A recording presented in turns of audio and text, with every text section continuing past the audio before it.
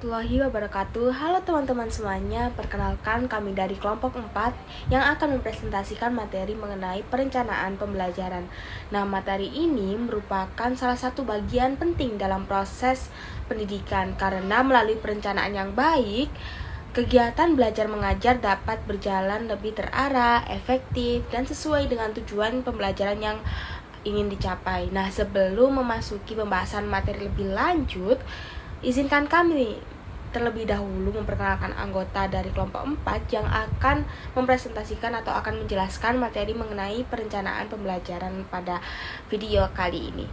Baik, untuk selanjutnya, untuk anggota pertama yaitu ada Zalfa Adelia Febrina dengan NIM akhir 024. Selanjutnya yaitu ada saya Febi Sylvia Tintiro dengan NIM 025, dan untuk yang ketiga ada Sarah Fidela dengan NIM 118.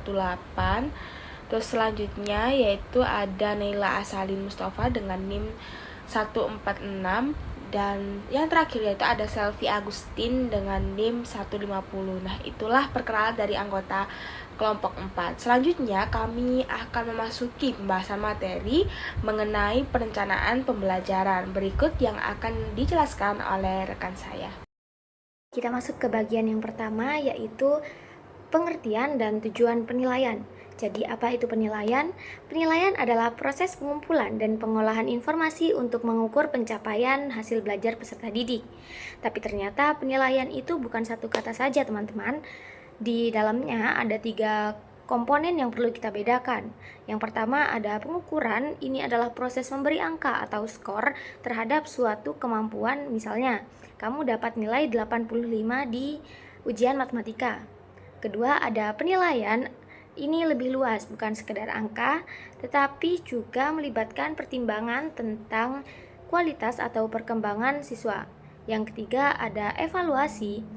Di sini adalah proses menilai secara keseluruhan apakah suatu program atau pembelajaran sudah berjalan dengan efektif. Nah, ketiganya ini saling berkaitan dan sering digunakan bersama-sama dalam dunia pendidikan. Oke, sekarang kita membahas tentang apa tujuan dari penilaian itu sendiri. Ada 5 tujuan utama yang perlu kita ketahui.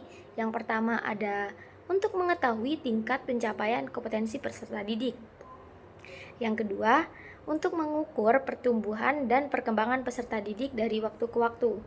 Yang ketiga, untuk mendiagnosis kesulitan belajar. Jadi guru ini bisa tahu di mana siswa masih kesulitan. Yang keempat, untuk mengetahui hasil pembelajaran dan efektivitas pengajaran. Apakah metode guru sudah tepat? Dan yang kelima, untuk memberikan umpan balik bagi perbaikan proses pembelajaran ke depannya. Jadi penilaian itu bukan hanya soal dapat nilai berapa, tetapi jauh lebih bermakna dari itu. Oke, sekarang kita lanjut ke fungsi dan jenis penilaian. Penilaian punya 4 fungsi utama dalam pendidikan. Fungsi formatif ini adalah penilaian yang dilakukan selama proses pembelajaran berlangsung. Tujuannya untuk memantau kemajuan belajar siswa dan memberi umpan balik agar pembelajaran bisa diperbaiki saat itu juga. Contohnya kuis singkat di tengah pembelajaran atau tanya jawab di kelas. Selanjutnya ada fungsi sumatif. Ini dilakukan di akhir pembelajaran untuk mengukur pencapaian akhir dan menentukan kelulusan atau kenaikan kelas. Contohnya ujian tengah semester, ujian akhir semester. Oke. Selanjutnya ada fungsi diagnostik yang berfungsi untuk mengidentifikasi kelemahan dan kebutuhan belajar siswa. Misalnya guru memberikan pretest untuk melihat sejauh mana pemahaman awal siswa. Fungsi penempatan digunakan untuk menempatkan peserta didik pada program yang sesuai dengan kemampuannya. Misalnya program kelas akselerasi atau program remedial. Nah, selain fungsinya, penilaian ini juga dibagi menjadi 3 jenis berdasarkan aspek dinilai. Jenis pertama, penilaian sikap. Ini memiliki perilaku dan karakter siswa, baik sikap spiritual maupun sosial. Teknik yang digunakan antara lain seperti observasi, jurnal guru, penilaian diri sendiri, dan penilaian antar teman. Untuk jenis yang kedua, penilaian pengetahuan, ini menilai pemahaman dan penguasaan materi akademik siswa. Dilakukan melalui tes tertulis, tes lisan, dan penugasan. Jenis ketiga, Penilaian keterampilan ini menilai kemampuan praktik dan kinerja siswa, bisa melalui unjuk kerja, produk, portofolio, dan penilaian praktik. Ingat ya teman-teman, penilaian yang baik menggunakan berbagai jenis dan fungsi secara terintegrasi untuk hasil yang komprehensif, jadi bukan hanya ujian tulis saja. Sekarang kita masuk ke bagian yang sangat penting bagi para calon pendidik, yaitu pertimbangan dalam merancang penilaian. Ada 10 poin pertimbangan yang perlu diperhatikan saat seorang guru merancang penilaian. Mari kita bahas satu persatu. Di pertimbangan yang pertama terdapat kesesuaian dengan tujuan pembelajaran. Penilaian ini harus dirancang selaras dengan tujuan pembelajaran, prosedur penilaian, proses dan hasil belajar harus disesuaikan dengan indikator pencapaian kompetensi dan mengacu kepada standar penilaian yang berlaku. Singkatnya, nilai apa yang kamu ajarkan, ajarkan apa yang kamu nilai. Oke, untuk pertimbangan yang kedua, integrasikan penilaian dalam pembelajaran. Dalam kurikulum Merdeka, pembelajaran dan asesmen adalah dua hal yang tidak bisa dipisahkan. Keduanya membentuk siklus yang saling mendukung. Artinya, penilaian bukan hanya di akhir, tapi berjalan bersama proses belajar. Untuk pertimbangan ketiga adalah bersifat objektif dan berbasis bukti. Pendidik harus melakukan penilaian berdasarkan informasi faktual dan bukti nyata dari perkembangan siswa, bukan berdasarkan asumsi, kesan, atau perasaan subjektif semata. Ini penting agar penilaian benar-benar adil dan akurat. Oke, sekarang kita lanjut ke 4 pertimbangan berikutnya. Pertimbangan yang keempat, multidimensional. Pendidik ini tidak boleh hanya mengandalkan satu teknik penilaian, misalnya hanya tes tulis. Penilaian yang baik bersifat multidimensional, bisa berupa penilaian tertulis, perbuatan, maupun penguasaan. Semakin beragam, semakin utuh gambaran kemampuan siswa. Untuk pertimbangan 5 mencakup 3 ranah komprehensif. Maksudnya, penilaian ini harus dirancang untuk mengukur perkembangan siswa secara menyeluruh dari 3 ranah: kognitif atau pengetahuan, afektif atau sikap, dan psikomotor atau keterampilan. Ini sesuai dengan teori konstruksivisme yang menjadi landasan kurikulum kita. Untuk pertimbangan ke-6, transformasi standar penilaian terbaru. Standar penilaian terus berkembang. Perubahan ini dilandasi prinsip yang bersifat esensial, selaras, dan fleksibel.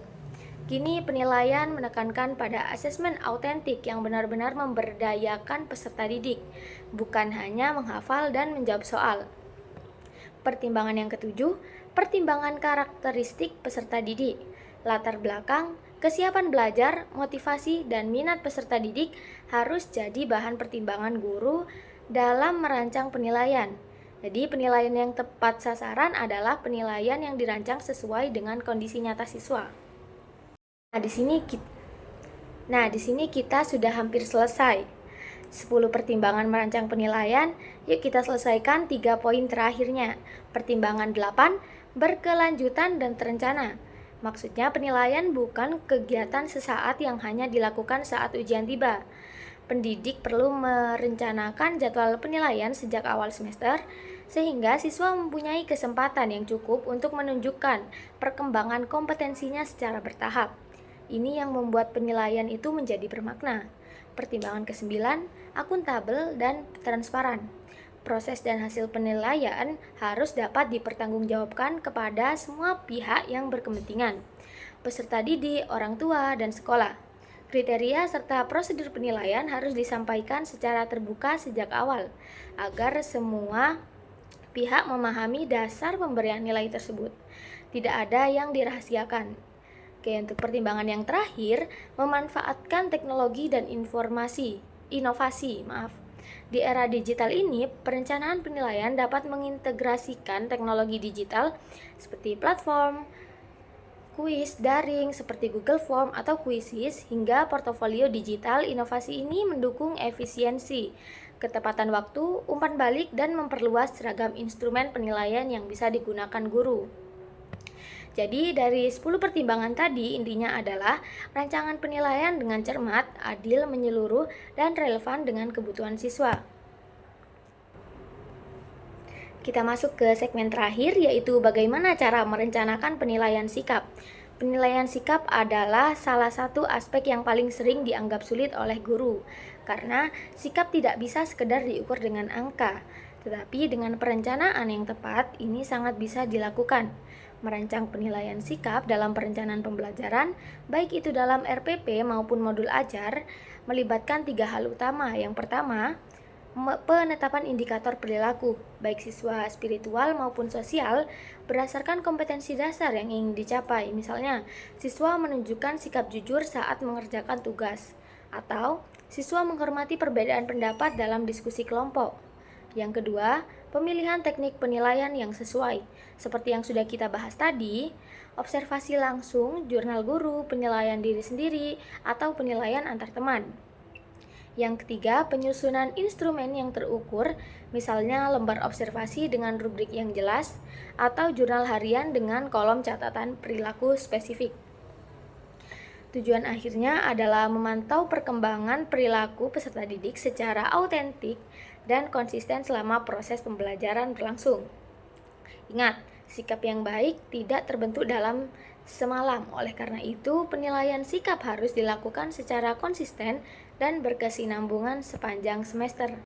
Selanjutnya, langkah-langkah merancang penilaian sikap yaitu yang pertama, menentukan indikator sikap atau kompetensi inti 1 dan 2. Sikap yang diisi mencakup sikap spiritual KI 1 seperti berdoa, bersyukur, toleransi beragama, dan sikap sosial KI 2 seperti jujur, disiplin, tanggung jawab, santun, peduli, dan percaya diri. Kedua, memilih teknik penilaian, yaitu penilaian sikap yang efektif menggunakan beberapa teknik yang ditulis dalam RPP, yaitu observasi, yaitu catatan jurnal harian guru mengenai perilaku positif atau negatif siswa selama pembelajaran. Kedua, penilaian diri, yaitu siswa menilai perilaku dirinya sendiri. Dan yang ketiga, penilaian antar teman, yaitu siswa menilai sikap temannya dalam sekelompok. Selanjutnya ada yang ketiga, yaitu mengembangkan instrumen penilaian, yaitu rubrik berupa rubrik yang dideskripsikan dan transparan agar objektif. Contohnya, format yaitu lembaran observasi berisi tabel dengan nama siswa dan checklist perilaku yang berisikan sangat baik, baik, cukup, atau kurang, berdasarkan indikator dan bentuk catatan anekdot. Selanjutnya jurnal, yaitu catatan khusus untuk perilaku yang menonjol. Yang keempat, menentukan waktu dan tindak lanjut, yaitu waktu yang digunakan sepanjang proses pembelajaran tetapi bukan hanya di akhir saja. Dan ada tindakan lanjut berupa hasil penelitian digunakan untuk pembinaan perilaku siswa atau umpan balik dan deskripsi sikap dalam rapor. Selanjutnya yaitu ranah pengetahuan kognitif, yaitu segala sesuatu yang berkaitan dengan aktivitas mental otak. Definisi secara terperinci mencakup bagaimana manusia menerima informasi, menyimpannya dalam memori, hingga mengolahnya kembali untuk memecahkan masalah. Dalam dunia pendidikan, ranah ini adalah yang paling sering diukur karena hasilnya konkret, biasanya dalam bentuk angka atau skor ujian. Selanjutnya ada A, yaitu dimensi pengetahuan. Menurut Anderson and Cornwall atau revisi taksonomi Bloom, pengetahuan dibagi menjadi 4 kategori, yaitu pengetahuan faktual. Ini adalah tingkat yang paling mendasar. Pengetahuan faktual berisi elemen-elemen terpisah yang harus diketahui siswa agar mereka dapat memahami situasi disiplin ilmu atau menyelesaikan masalah di dalamnya. Selanjutnya pengetahuan terminologi, yaitu nama-nama atau simbol atau kosakata teknis. Contohnya mengetahui bahwa simbol kimia untuk emas adalah AU atau memahami istilah inflasi dalam ekonomi. Selanjutnya pengetahuan elemen spesifik, yaitu fakta-fakta penting seperti tanggal kejadian, sumber daya alam atau lokasi geografis. Contohnya mengetahui bahwa proklamasi kemerdekaan Indonesia itu terjadi pada 17 Agustus 1945, yaitu yang kedua, mengetahui konseptual. Di tahap ini, siswa tidak hanya menghafal fakta secara terpisah, tetapi mulai memahami hubungan antar elemen dalam struktur yang lebih besar. Pengetahuan ini memungkinkan fakta-fakta tersebut saling bekerja sama. Klasifikasi dan kategori, yaitu mengetahui pengelompokan sesuatu. Contohnya membedakan hewan vertebrata dan invertebrata atau jenis-jenis gaya dalam fisika. Selanjutnya prinsip dan generalisasi, yaitu memahami aturan atau kesimpulan umum. Contohnya memahami hukum permintaan dan penawaran, teori, model, dan struktur, yaitu pemahaman yang lebih kompleks dan sistematis. Contohnya, memahami teori evolusi atau model bom atom Born. Selanjutnya ada pengetahuan prosedural. Ini adalah pengetahuan tentang bagaimana melakukan sesuatu. Fokusnya adalah pada metode, tahapan, atau algoritma untuk mencapai hasil tertentu. Keterampilan dan algoritma spesifik berisi prosedur tetap yang langkahnya berurutan. Contohnya langkah-langkah pembagian panjang dalam matematika atau cara melakukan smash dalam voli. Lalu tekniknya dan metode spesifik yaitu cara-cara yang lebih fleksibel tergantung situasi, contohnya metode penelitian ilmiah atau teknik melukis dengan cat air. Dan ada kriteria menentukan kapan menggunakan prosedur, yaitu kemampuan memutuskan kapan sebuah rumus atau metode harus dipakai. Contohnya memutuskan kapan harus menggunakan rumus Pythagoras dalam soal cerita bangunan. Lalu yang kedua, pengetahuan metakognitif. Ini adalah dimensi tertinggi dan paling abstrak. Selanjutnya ada pengetahuan metakognitif, adalah pengetahuan tentang kognisi berpikir secara umum serta kesadaran dan pengetahuan tentang kondisi diri sendiri. Pengetahuan strategis yaitu tahu cara belajar efektif, contohnya tahu bahwa membuat peta konsep atau mind mapping lebih efektif untuk menghafal daripada hanya membaca buku berulang kali. Selanjutnya pengetahuan tugas kognitif yaitu memahami tingkat kesulitan suatu tugas seperti menyadari bahwa ujian esai akan lebih sulit daripada pilihan ganda, sehingga membutuhkan persiapan yang lebih mendalam. Lalu pengetahuan diri atau self-knowledge yaitu mengenal kekuatan dan kelemahan diri sendiri. Contohnya, saya sadar kalau saya lemah di hafalan tanggal sejarah. Jadi saya harus membuat jembatan keledai untuk membantu ingatan saya. Selanjutnya ada B, yaitu tingkat berpikir C1 sampai C6. Yang pertama ada C1, mengingat. Ini adalah fondasi dari seluruh proses berpikir. Tanpa ingatan, kita tidak memiliki bahan baku untuk berpikir. Definisi yaitu kemampuan mengambil, memanggil kembali, atau mengenali pengetahuan yang relevan dari memori jangka panjang. Proses mentalnya siswa hanya perlu mencocokkan informasi yang baru masuk dengan informasi yang sudah disimpan. Tidak ada modifikasi atau interpretasi di sini. Selanjutnya kata kerja operasional yaitu menyebutkan, menghafal, mendaftar, menunjukkan, menamai, menentukan lokasi. Contohnya, siswa dapat menyebutkan nama-nama planet dalam tata surya secara berurutan sesuai buku teks. Lalu C2 yaitu memahami. Pada level ini siswa mulai membangun makna dari informasi.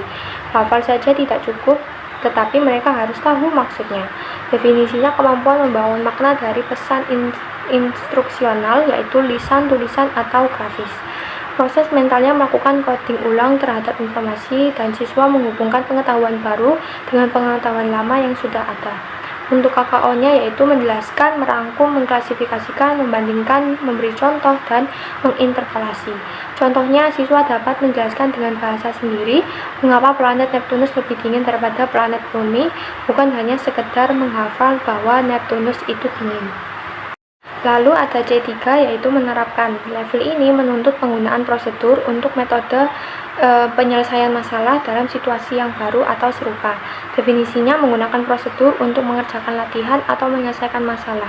Proses mentalnya melibatkan proses eksekusi jika situasi familiar atau implementasi jika situasinya belum pernah ditemui sebelumnya.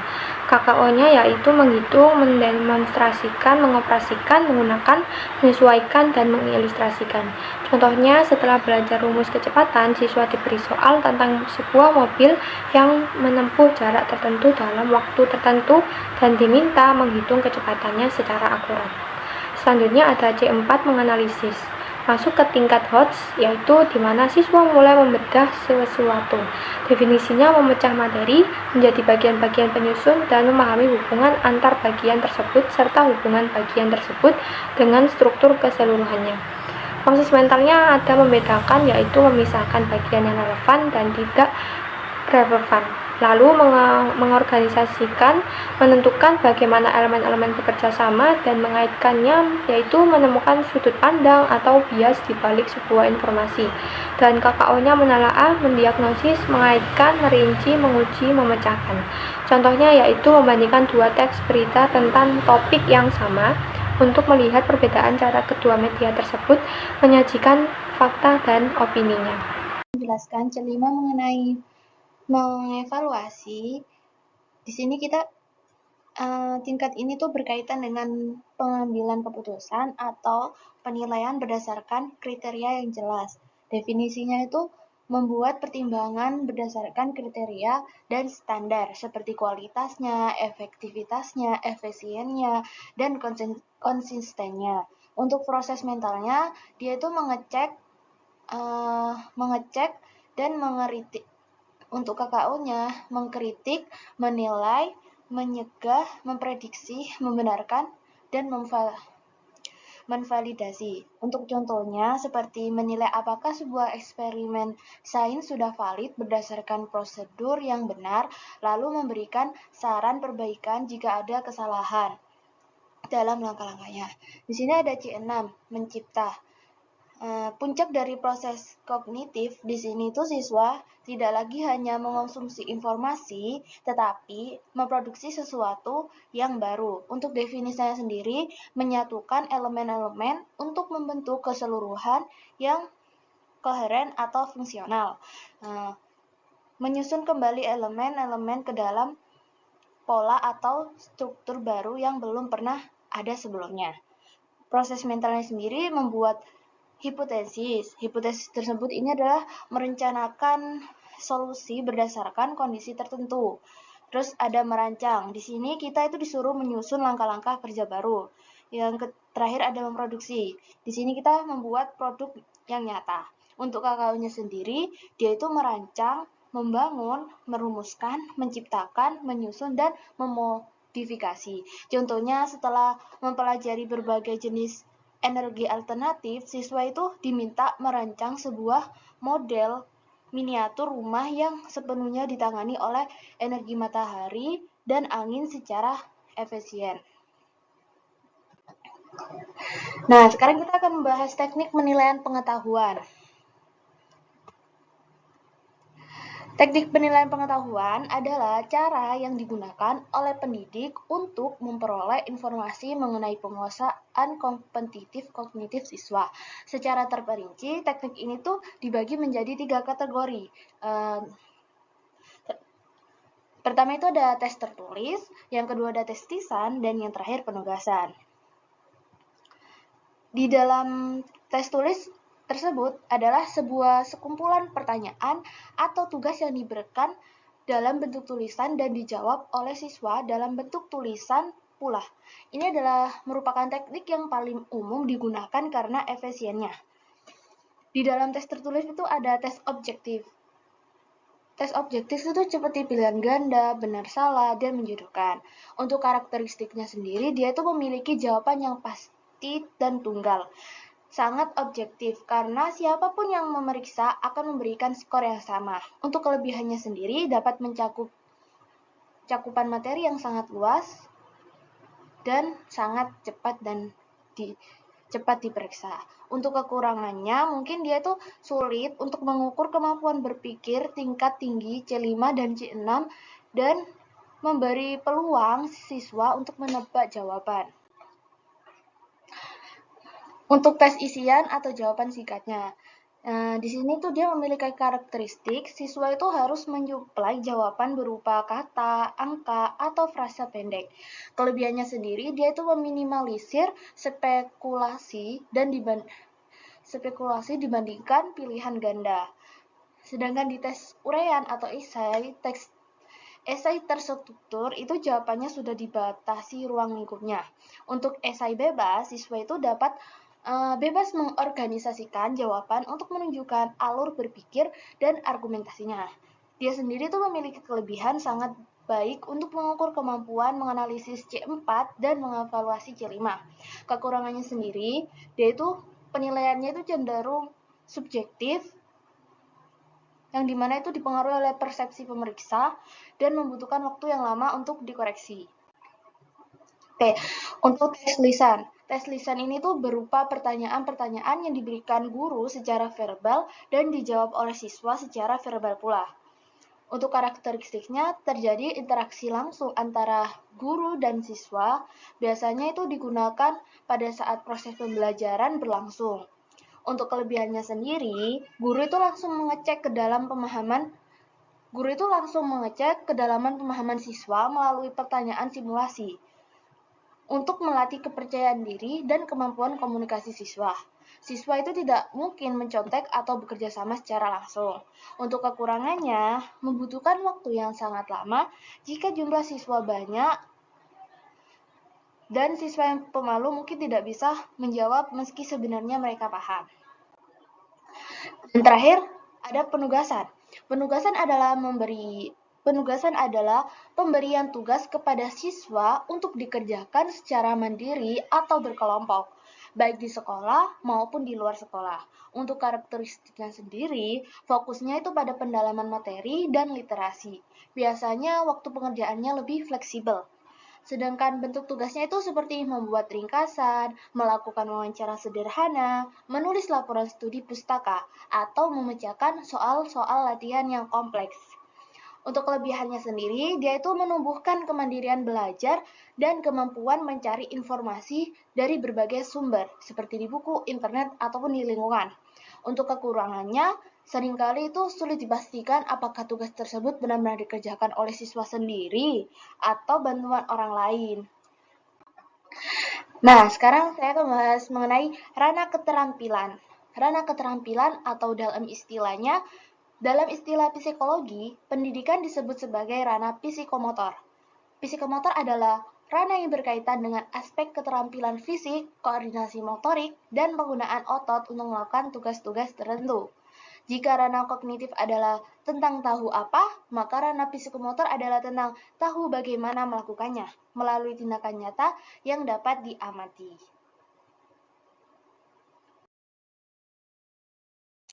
Selanjutnya ada kategori keterampilan. Kategori keterampilan ini dibagi menjadi dua, yaitu keterampilan abstrak dan keterampilan konkret. Nah, yang pertama itu keterampilan abstrak atau abstract skill. Keterampilan ini tuh berkaitan dengan kemampuan mental atau proses kognitif tingkat tinggi yang diwujudkan dalam bentuk perbuatan non-fisik. Jadi lebih menekankan pada soft skill dan pola pikir ilmiahnya. Kategori ini biasanya mengikuti alur metode ilmiah atau sering disebut dengan 5M. Yang pertama ada mengamati, kemampuan menggunakan indera untuk mengidentifikasi masalah atau fenomena. Jadi bukan hanya sekadar melihat, tapi juga menangkap detail pentingnya. Lalu kedua ada menanya, atau kemampuan merumuskan pertanyaan kritis untuk menggali informasi lebih dalam atau mencari solusi. Kedua ada keterampilan konkret atau concrete skill. Kemampuan ini adalah kemampuan yang melibatkan aktivitas fisik, koordinasi motorik, dan penggunaan alat. Dan keterampilan ini itu adalah bentuk nyata dari psikomotorik yang hasilnya bisa dilihat dan diukur secara fisik. Kategori ini tuh biasanya merujuk pada tingkat kemahiran atau taksonomi Simpson atau Dave. Dan merujuknya itu pada yang pertama ada persepsi atau kesiapan, yaitu keterampilan menyiapkan alat dan bahan sebelum memulainya pekerjaan tersebut. Contohnya itu menyiapkan bahan kue dengan timbangan yang akurat. Kedua, ada meniru atau manipulasi, di mana kemampuan melakukan gerakan sesuai contoh atau instruksi tertulis, seperti mengikuti gerakan tari pada video. Lalu yang ketiga ada presisi, yaitu melakukan pekerjaan dengan tingkat akurasi tinggi, rapi, dan minim kesalahan. Contohnya itu mengelas besi dengan sambungan yang sangat halus dan kuat. Keempat ada artikulasi, yaitu menggabungkan beberapa keterampilan fisik menjadi satu rangkaian kerja yang harmonis, seperti bermain gitar sambil bernyanyi dengan tempo yang tepat. Kelima, ada naturalisasi, yaitu melakukan pekerjaan dengan sangat otomatis dan cepat karena sudah sangat mahir, seperti mengetik 10 jari tanpa melihat papan ketik. Dan untuk contoh nyata, yaitu siswa SMK yang mampu membongkar pasang mesin motor, siswa yang mahir melukis di kanvas, atau atlet yang melakukan teknik smash bola voli dengan benar. Lalu ada teknik penilaian keterampilan.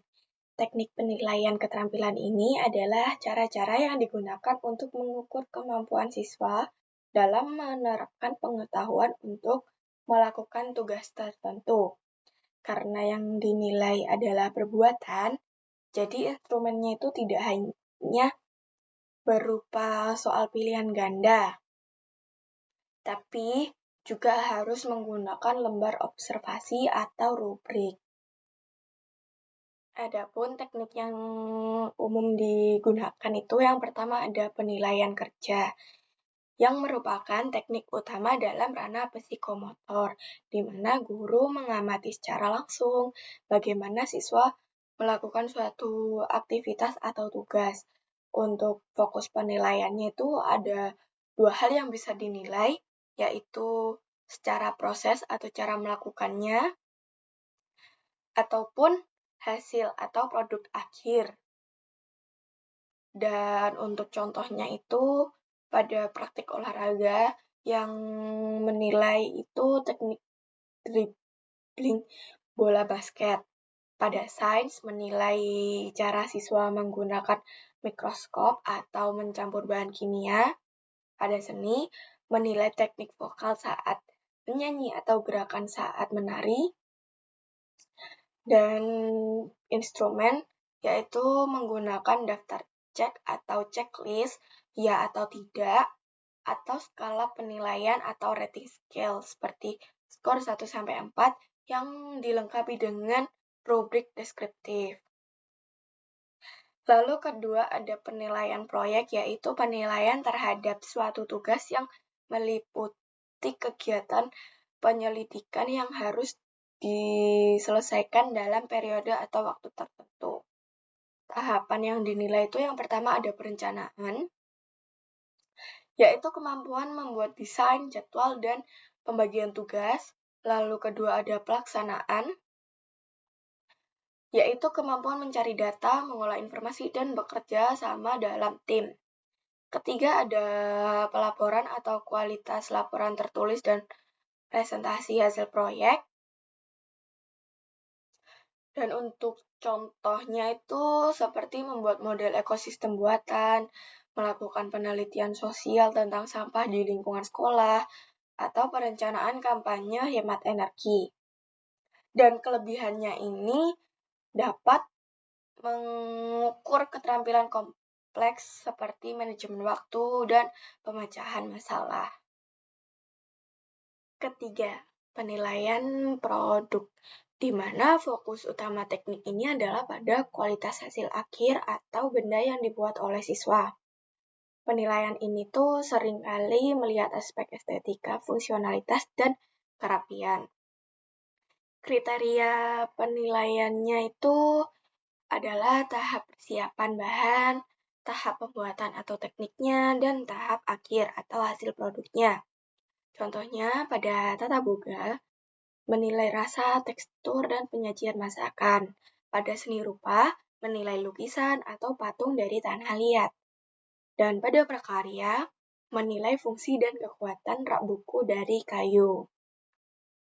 Lalu keempat, ada penilaian portofolio, di mana portofolio ini adalah kumpulan karya siswa yang disusun secara sistematis dan terorganisir dalam satu periode tertentu.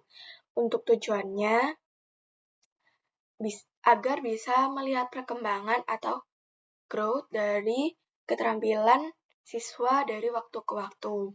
Dengan cara kerja, siswa itu mengumpulkan hasil karyanya. Misalnya, 10 tulisan terbaik dan 5 hasil gambar terbaik. Dan guru menilai kemajuan yang terjadi dari karya pertama hingga karya terakhir. Untuk kelebihan dari penilaian ini adalah memberikan gambaran utuh tentang usaha dan pencapaian belajar siswa dan bukan sekadar menilai dari satu hari pada hari ujian itu saja. Yang ketiga ada mengumpulkan informasi atau mencoba, yaitu kemampuan melakukan literasi, wawancara, atau mencari sumber data yang relevan secara mandiri. Keempat ada menalar atau mengasosiasi, yaitu kemampuan menghubungkan data-data yang ada, lalu menemukan pola dan menarik kesimpulan secara logis. Kelima ada mengomunikasikan, di mana kemampuan menyampaikan ide atau hasil pemikiran secara lisan, tulis, atau presentasi agar mudah dipahami orang lain. Untuk contoh nyatanya itu ada seorang siswa yang mampu menyusun argumen yang kuat dalam debat atau membuat esai analisis mengenai dampak perubahan iklim. Tindakan fisiknya itu tidak hanya menulis atau bicara, tapi untuk keterampilannya yang dinilai itu adalah ketajaman analisisnya, seperti itu. Nah, berdasarkan pembahasan yang telah dipaparkan tadi, dapat disimpulkan bahwa penilaian dalam pembelajaran memiliki peranan yang sangat penting dalam mengetahui perkembangan dan juga pencapaian peserta didik. Nah, proses penilaian tidak hanya digunakan untuk melihat hasil belajar, melainkan tetapi juga menjadi bahan evaluasi bagi pendidik dalam menentukan strategi pembelajaran yang lebih efektif. Dalam pelaksanaannya, penilaian perlu disusun secara terencana, objektif, dan sesuai dengan tujuan pembelajaran agar mampu memberikan gambaran kemampuan siswa secara menyeluruh, baik dari aspek pengetahuan, keterampilan, maupun sikap. Dan dengan demikian, penilaian yang baik dapat mendukung terciptanya proses pembelajaran yang lebih berkualitas dan juga bermakna. Nah, baik teman-teman, itulah pembahasan kami mengenai perencanaan pembelajaran. Semoga video ini dapat membantu menambah pemahaman dan memberikan manfaat bagi kita semuanya. Terima kasih sudah menonton sampai akhir. Jangan lupa untuk tetap semangat belajar dan terus mengembangkan pengetahuan kalian. Saya mewakili kelompok 4 pamit undur diri. Sampai jumpa di video selanjutnya. Wassalamualaikum warahmatullahi wabarakatuh. Like cherry blossoms blooming in the mountain in the early spring.